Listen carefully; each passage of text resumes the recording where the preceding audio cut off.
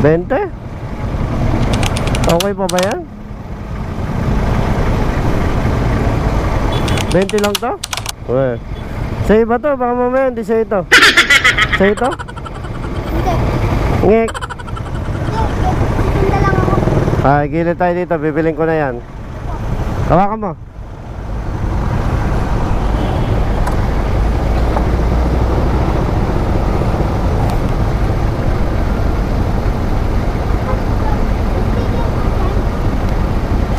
Sticker ba? Ha? Sticker? Gilid ka dun.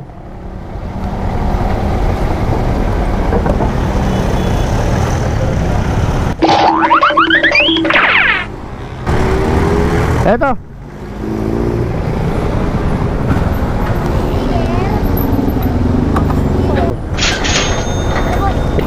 Benta na tayo saging ng bata.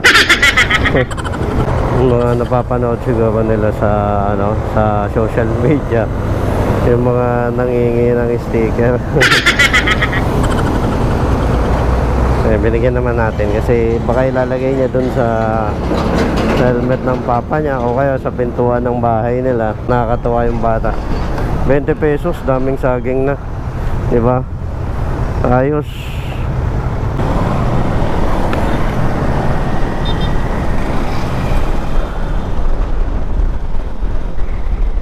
Kanina na binili kong saging, ipapamigay natin yun sa makikita natin dun sa gilid na malapit sa Star City. Lagi ko yung nadadaanan eh, wala naman ako na ibibigay. So ngayon ito, nakabili tayo ng saging, pinili natin dun sa bata.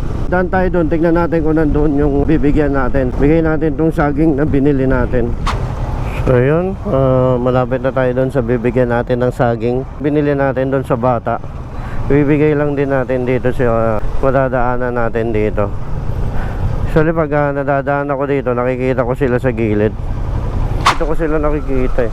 Saan kaya yun sila? Oh, wala oh. Wala sila. So naulan kasi, kaya wala sila nanay tatay dito. So kaya ako sila makikita. Ay, si nanay. Yun.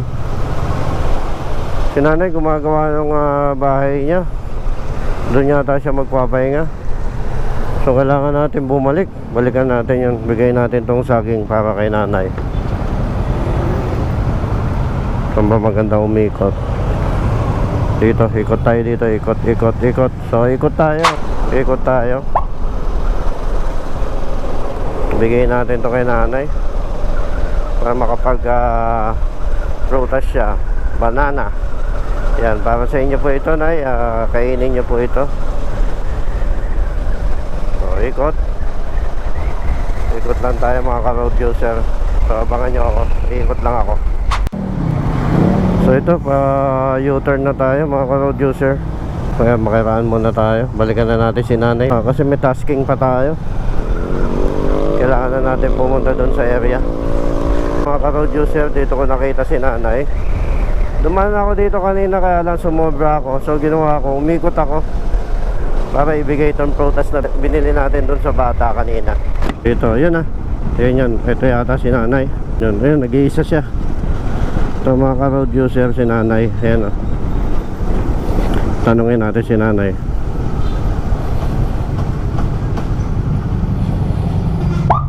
Nay! Nay! Ibibigay ako sa'yo. Banana. Kumakain ka saging? Sige. Mag-isa ka lang dyan? Ah? Ay. Oh, saging. May nabili ako saging eh. Bigay ko na lang to sa'yo saging. Well, tama na kayo nihi ako sa kay Richard na buwan. Anang tampo kita bili kong kanin. 10 piso bumili po kayong kanin. Kaya ko muna kayo pinaganda mo kung nagpuwali. Okay. Sige, nay, kainin niyo mo yan saging ha. Tapos siguro bigyan kita ng ano, pambiling pagkain. Ha. Sige. Binili nyo na ngayon ang tanlat. Ha? Bigyan kitang pambiling kanin. Nay. Binili nyo na ngayon ang sildo. Sige, kain ka dyan ha. Okay. Dito, tungos na yun doon ha. Nag-release ako ng durian. Okay. Dollar. Sige po, ingat po kayo dyan ha. Alis na ako ha. Saging ha. Balik ako din naman kinunog ko na lang. Okay. Sige po, Nay ha. Ingat po. Okay, salamat po. So, binigay natin yung ano, yung saging na binili natin doon sa ano, sa bata kanina na inalok sa atin doon sa Road 10. So, yun, binigay na lang natin kay nanay kasi mas kailangan niya yung vitamina sa katawan. So, kawawa naman si nanay. Sa gilid lang siya. So, siguro makakatulong din yun para sa kanya. Tapos binigyan ko na din siya ng ano, pambili ng tubig kasi wala akong dalang tubig. Binigyan ko siya ng pambiling tubig. Tsaka siguro kung may bibilin pa siyang iba. So yun, pasensya ka na nanay kung yan lang po yung nabot natin.